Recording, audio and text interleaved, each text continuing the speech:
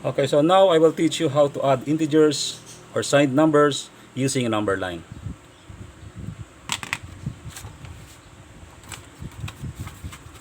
Okay, I have here some samples. What is a number line?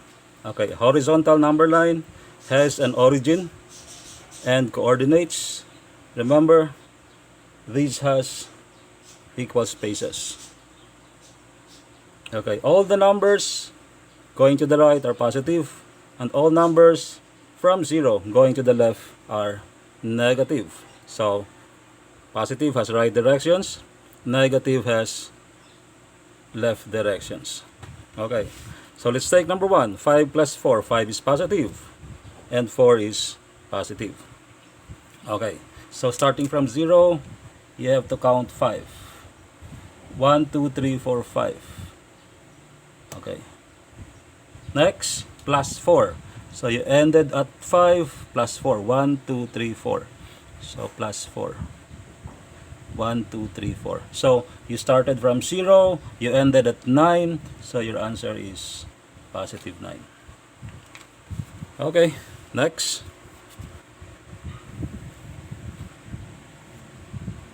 Negative 3. Remember, negative is going to the left from 0. Negative 3. This is your negative 3. Plus negative 2. Negative 2 again is going to the left. Starting from your from negative 3, 1, 2. Okay. So you started here, you ended here. So your answer is negative 5. Next. Negative 6, starting from 0. Negative 6. So, you started here, you ended here. Plus 3. So, plus 3, positive 3 is going to the right. You ended at negative 6, then going to the right.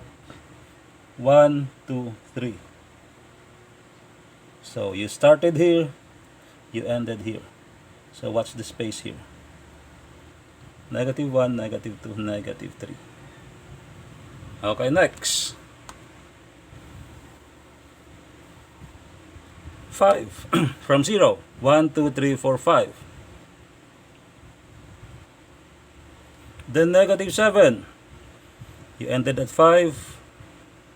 So negative 7 is going to the left. 1, 2, 3, 4, 5, 6, 7.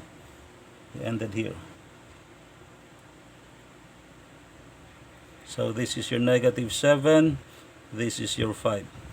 Okay, so from 0, you started from 0, you ended up here. So what is the distance here? Negative 2. So, okay, let's check. What is the rule in adding integers? You have to add the absolute value and copy the common sign if they have both positive signs. So, positive 5 plus positive 4, they have the same sign. So add the absolute value. 5 plus 4 is 9. Then copy the common sign. Okay, check.